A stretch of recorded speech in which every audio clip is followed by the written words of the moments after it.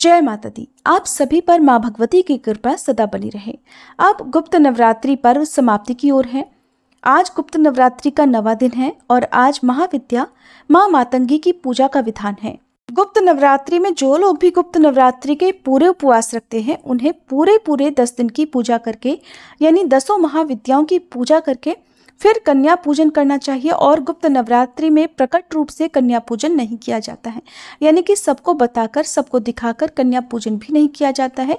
इस बात का आप विशेष ध्यान रखें।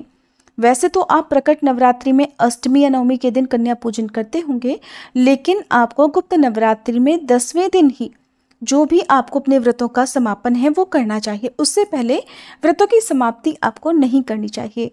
जो लोग भी नवरात्रि के इस नियम का पालन करते हैं, उन्हें ही गुप्त नवरात्रि की पूजा का या रखे गए उपवासों का फल प्राप्त होता है।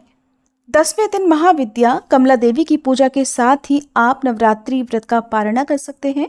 और आपको व्रत का पारणा करने वाले दिन, यानी कन्या पूजन जिस दिन आपको करना होगा, उस दिन आप अपने घर पर कन्याओं को आमंत्रित ना करके आसपास के किसी भी मंदिर में कन्याओं के लिए जो भी आपने भोग प्रसाद बनाया है, या आप ऐसा नहीं कर सकते हैं तो जो भी दक्षिणा आदि है वो मंदिर की दान पेटी में गुप्त रूप से दान में दे सकते हैं।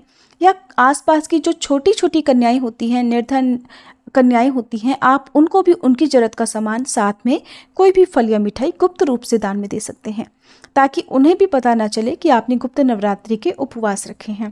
ध्यान रखें कि आप कन्याओं के पैर छूकर उनका आशीर्वाद लेना ना भूलें। अगर आसपास कन्याएं ना मिले तो आप नवरात्रि की पूजा के बाद 10 छोटी छोटी सी पूड़ियाँ या 10 फल आप गौ माता को खिलाकर भी व्रत का पारणा कर सकते हैं।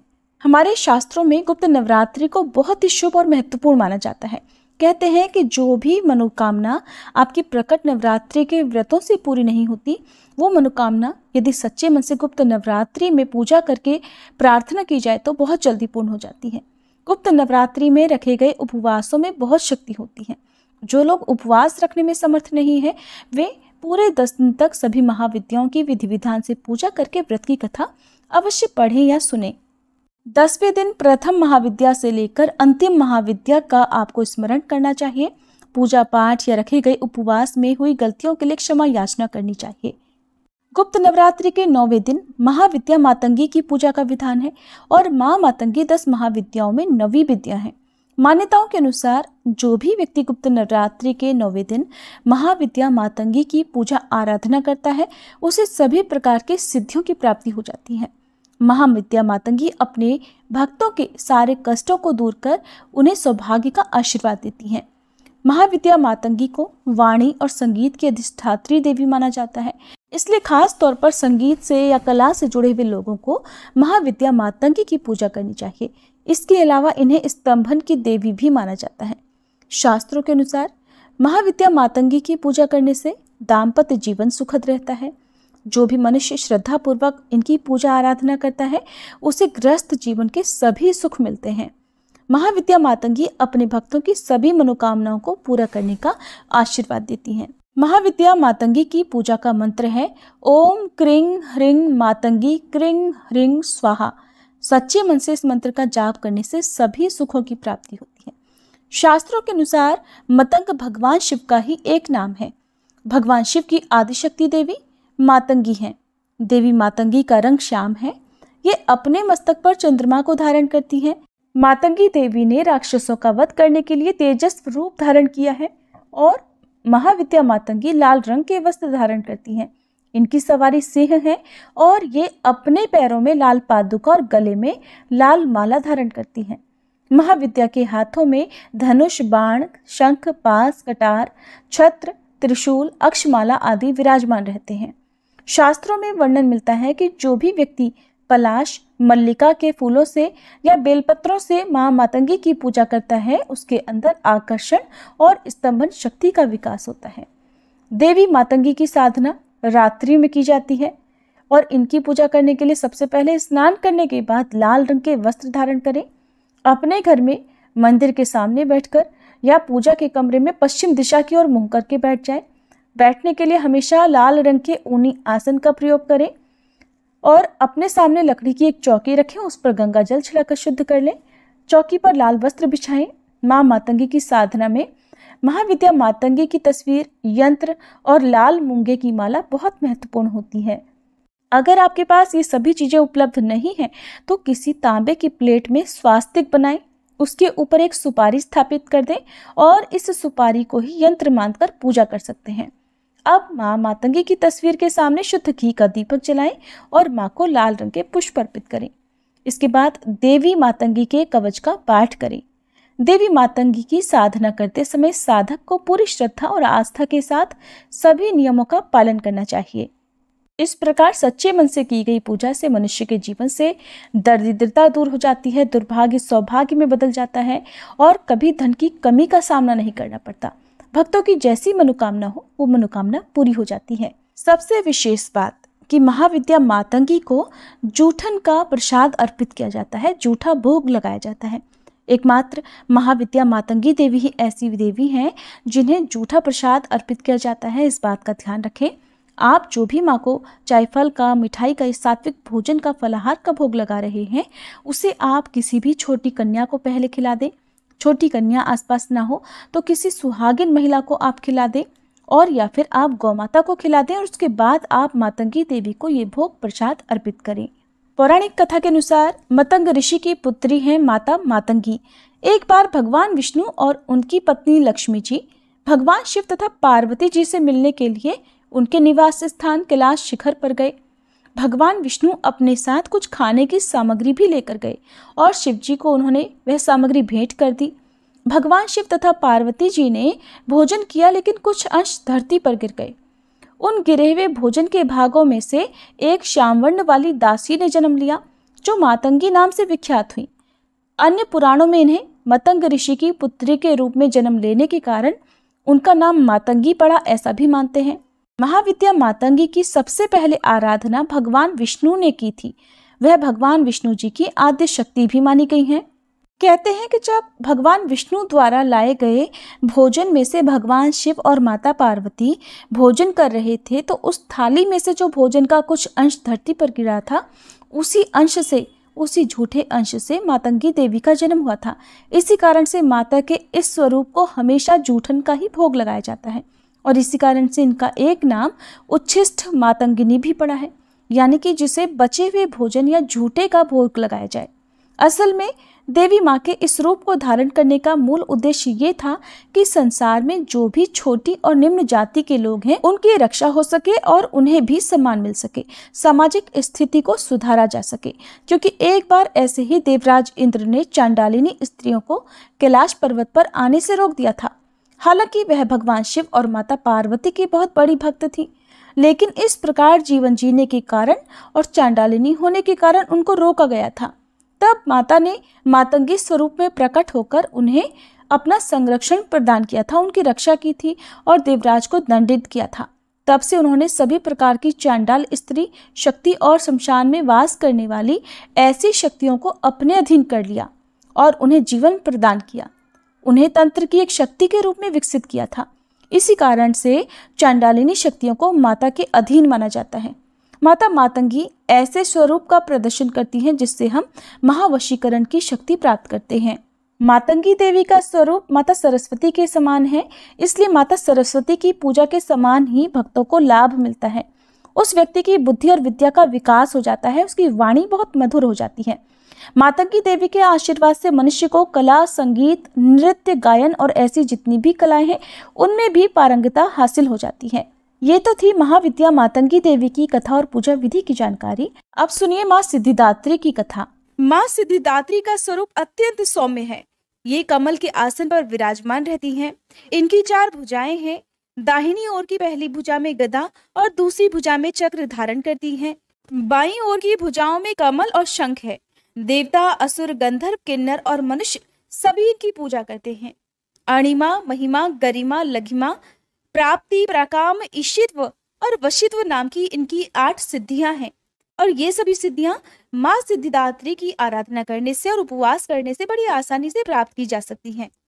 माना जाता है कि भगवान शिव ने भी इन देवी की कृपा से ही तमाम सिद्धियां प्राप्त की थी और इनकी ही कृपा से महादेव का आधा शरीर देवी का हो गया था और इसी कारण से वे अर्धनारीश्वर रूप से प्रसिद्ध हो गए।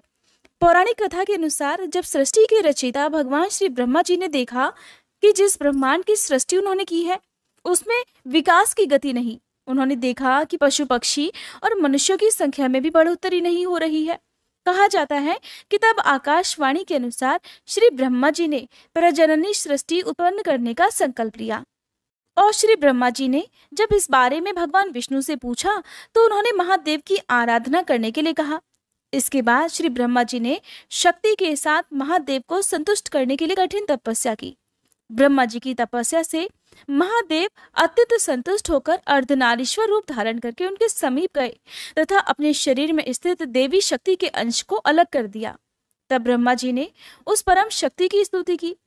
ब्रह्मा जी की स्तुति से प्रसन्न होकर शक्ति ने अपनी भ्रकुटी के मध्य से अपने ही समान कांति वाली एक अन्य शक्ति की सृष्टि की। तब इन्होंने ही हिमालय की पुत्री पार्वती रूप में जन्म लेकर महादेव से मिलन किया। भगवान शिव ने ब्रह्मा जी को प्रजननी सृष्टि के निर्माण के लिए प्रेरित करने के उद्देश्य से अपना अर्धनारीश्वर रूप में दर्शन दिया था, लेकिन उनके इस स्वरूप का एक अर्थ ये भी था कि स्त्री और पुरुष दोनों एक समान हैं, दोनों में किसी तरह का कोई भी भेदभाव करना गलत है। ये थी माँ सिद्धिदात्री की कथा। प्रेम से बोलिए माँ सिद्धिदात्री की जय।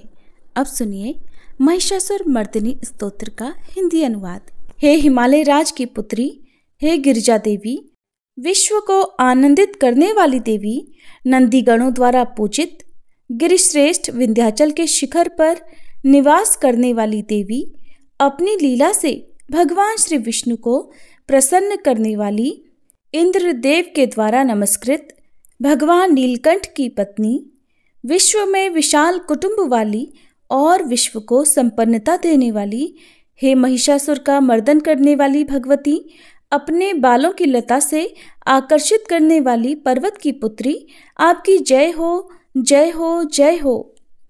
देवों को वरदान देने वाली, दुर्धर और दुर्मुख असुरों को मारने वाली और स्वयं में ही हर्षित रहने वाली, तीनों लोकों का पोषण करने वाली, शंकर जी को संतुष्ट करने वाली, पापों को हरने वाली और घोर गर्जना करने वाली, दानवों पर क्रोध करने वाली, अहंकारियों के घमंड को सुखा देने वाली, समुद्र की पुत्री, हे महिषासुर का मर्दन करने वाली, अपने बालों की लता से आकर्षित करने वाली पर्वत की पुत्री, आपकी जय हो, जय हो, जय हो। हे जगत माता, हे मेरी माँ, प्रेम से कदम्ब के वन में वास करने वाली, हास्य भाव में रहने वाली, हिमालय के शिखर पर स्थित, अपने भवन में विराजित, मधु की तरह मधुर, मधु कैटभ का मद नष्ट करने वाली, महिष को विदीर्ण करने वाली, सदा युद्ध में लिप्त रहने वाली, हे महिषासुर का मर्दन करने वाली, अपने बालों की लता से आकर्षित करने वाली पर्वत की पुत्री, आपकी जय हो, जय हो, जय हो। शत्रुओं के हाथियों की सूंड काटने वाली और उनके 100 टुकड़े करने वाली, जिनका सिंह शत्रुओं के हाथियों के सर अलग अलग टुकड़े कर देता है, अपनी भुजाओं के अस्त्रों से चंड और मुंड के शीश काटने वाली, हे महिषासुर का मर्दन करने वाली और अपने बालों की लता से आकर्षित करने वाली पर्वत की पुत्री, आपकी जय हो, जय हो, जय हो। रण में मदोन्मत्त शत्रुओं का वध करने वाली, अजर अविनाशी शक्तियां धारण करने वाली, प्रमथनाथ अर्थात शिवजी की चतुराई जानकर उन्हें अपना दूत बनाने वाली, दुर्मति और बुरे विचार वाले दानव के दूत के प्रस्ताव का अंत करने वाली, हे महिषासुर का मर्दन करने वाली, अपने बालों की लता से आकर्षित करने वाली पर्वत की पुत्री, आपकी जय हो, जय हो, जय हो। शरणागत शत्रुओं की पत्नियों के आग्रह पर उन्हें अभयदान देने वाली, तीनों लोकों को पीड़ित करने वाले, दैत्यों पर प्रहार करने योग्य त्रिशूल धारण करने वाली, देवताओं की दुंदुभी से दुमी दुमी की ध्वनि को सभी दिशाओं में व्याप्त करने वाली, हे महिषासुर का मर्दन करने वाली, अपने बालों की लता से आकर्षित करने वाली पर्वत की पुत्री, आपकी जय हो, जय हो, जय हो। मात्र अपनी हुंकार से धूम्र लोचन राक्षस को धूम्र अर्थात धुएं के समान भस्म करने वाली, युद्ध में कुपित रक्तबीज के रक्त से उत्पन्न अन्य रक्त बीजों का रक्त पीने वाली, शुंभ और निशुंभ दैत्यों की बलि से शिव जी और भूत प्रेतों को तृप्त करने वाली, हे महिषासुर का मर्दन करने वाली, अपने बालों की लता से आकर्षित करने वाली पर्वत की पुत्री, आपकी जय हो जय हो जय हो। युद्ध भूमि में जिनके हाथों के कंगन धनुष के समान चमकते हैं, जिनके सोने के तीर शत्रुओं को विदीर्ण करके लाल हो जाते हैं और उनकी चीखें निकालते हैं, चारों प्रकार की सेनाओं, हाथी, घोड़ा, पैदल, रथ का संहार करने वाली, अनेक प्रकार की ध्वनि करने वाले, बटुकों को उत्पन्न करने वाली, हे महिषासुर का मर्दन करने वाली, अपने बालों की लता से आकर्षित करने वाली पर्वत की पुत्री, आपकी जय हो जय हो जय हो। देवांगनाओं के तत् था थेई थेई आदि शब्दों से युक्त भावमय नृत्य में मग्न रहने वाली, कु कुथ अड्डी विभिन्न प्रकार की मात्राओं वाले ताल वाले स्वर्गीय गीतों को सुनने में लीन, मृदंग की धू धुकुट धीमी धीमी आदि गंभीर ध्वनि सुनने में लिप्त रहने वाली, हे महिषासुर का मर्दन करने वाली, अपने बालों की लता से आकर्षित करने वाली पर्वत की पुत्री, आपकी जय हो जय हो जय हो। जय जयकार करने और स्तुति करने वाले, समस्त विश्व के द्वारा नमस्कृत, अपने नुपुर के झंझन और झिमझिम शब्दों से भूतपति महादेव को मोहित करने वाली, नटी नटों के नायक अर्धनारीश्वर के नृत्य से सुशोभित नाट्य में तल्लीन रहने वाली, हे महिषासुर का मर्दन करने वाली, अपने बालों की लता से आकर्षित करने वाली पर्वत की पुत्री, आपकी जय हो जय हो जय हो। आकर्षक कांति के साथ अति सुंदर मन से युक्त और रात्रि के आश्रय अर्थात चंद्रदेव की आभा को अपने चेहरे की सुंदरता से फीका करने वाली, काले भंवरों के समान सुंदर नेत्रों वाली, हे महिषासुर का मर्दन करने वाली, अपने बालों की लता से आकर्षित करने वाली पर्वत की पुत्री, आपकी जय हो जय हो जय हो। महायोद्धाओं से युद्ध में चमेली के पुष्पों की तरह कोमल स्त्रियों के साथ रहने वाली तथा चमेली की लताओं की तरह कोमल भील स्त्रियों से जो झिंगुरों के झुंड की तरह घिरी हुई हैं, चेहरे पर उल्लास से उत्पन्न उषा काल के सूर्य और खिले हुए लाल पुष्प के समान मुस्कान वाली, हे महिषासुर का मर्दन करने वाली, अपने बालों की लता से आकर्षित करने वाली पर्वत की पुत्री, आपकी जय हो जय हो जय हो। जिसके कानों से लगातार मद बहता रहता है, उस हाथी के समान उत्तेजित, हे गजेश्वरी, तीनों लोकों के आभूषण, रूप, सौंदर्य, शक्ति और कलाओं से सुशोभित, हे राजपुत्री, सुंदर मुस्कान वाली स्त्रियों को पाने के लिए मन में मोह उत्पन्न करने वाली मनमथ की पुत्री के समान, हे महिषासुर का मर्दन करने वाली, अपने बालों की लता से आकर्षित करने वाली पर्वत की पुत्री, आपकी जय हो जय हो जय हो। जिनका कमलदल के समान कोमल, स्वच्छ और कांति से युक्त मस्तक है, हंसों के समान जिनकी चाल है, जिनसे सभी कलाओं का उद्भव हुआ है, जिनके बालों में भंवरों से घिरे कुमुदनी के पुष्प और बकुल पुष्प सुशोभित हैं, उन महिषासुर का मर्दन करने वाली, अपने बालों की लता से आकर्षित करने वाली पर्वत की पुत्री, जय हो जय हो जय हो। जिनके हाथों की मुरली से बहने वाली ध्वनि से कोयल की आवाज भी लज्जित हो जाती है, जो खिले हुए फूलों से रंगीन पर्वतों से विचरती हुई पुलिंद जनजाति की स्त्रियों के साथ मनोहर गीत गाती हैं, जो सद्गुणों से संपन्न शबरी जाति की स्त्रियों के साथ खेलती हैं, उन महिषासुर का मर्दन करने वाली, अपने बालों की लता से आकर्षित करने वाली पर्वत की पुत्री, आपकी जय हो जय हो जय हो। जिनकी चमक से चंद्रमा की रोशनी फीकी पड़ जाए, ऐसे सुंदर रेशम के वस्त्रों से जिनकी कमर सुशोभित है, देवताओं और असुरों के सर झुकने पर उनके मुकुट की मणियों से, जिनके पैरों के नाखून चंद्रमा की तरह दमकते हैं, और जैसे सोने के पर्वतों पर विजय पाकर कोई हाथी मदोन्मत्त हो जाता है, वैसे ही देवी के उरोज कलश की तरह प्रतीत होते हैं। ऐसी हे महिषासुर का मर्दन करने वाली, अपने बालों की लता से आकर्षित करने वाली पर्वत की पुत्री, आपकी जय हो, जय हो, जय हो।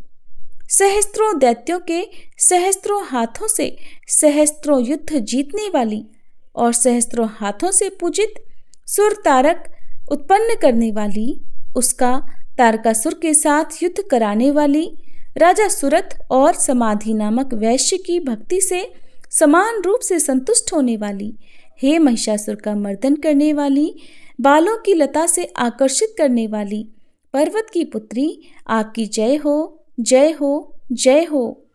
जो भी आपके दयामय पद कमलों की सेवा करता है, हे कमले, वह व्यक्ति कमल निवास कैसे न बने। हे शिवे, आपके पद कमल ही परम पद हैं, उनका ध्यान करने पर भी परम पद मैं कैसे नहीं पाऊंगा। हे महिषासुर का मर्दन करने वाली, बालों की लता से आकर्षित करने वाली पर्वत की पुत्री, आपकी जय हो, जय हो, जय हो। सोने के समान चमकते हुए नदी के जल से जो आपके रंग भवन में छिड़काव करेगा, वो इंद्राणी के वक्ष से आलिंगित होने वाले इंद्र के समान सुखानुभूति को क्यों नहीं पाएगा। हे वाणी, हे महासरस्वते, आप में मांगल्य का निवास है, मैं आपके चरणों की शरण लेता हूँ। हे महिषासुर का मर्दन करने वाली, बालों की लता से आकर्षित करने वाली पर्वत की पुत्री, आपकी जय हो, जय हो, जय हो। आपका निर्मल चंद्र समान मुख चंद्रमा का निवास है, जो सभी अशुद्धियों को दूर कर देता है। नहीं तो क्यों मेरा मन इंद्रपुरी की सुंदर स्त्रियों से विमुख हो गया है। मेरे मत के अनुसार आपकी कृपा के बिना शिव नाम के धन की प्राप्ति कैसे संभव हो सकती है।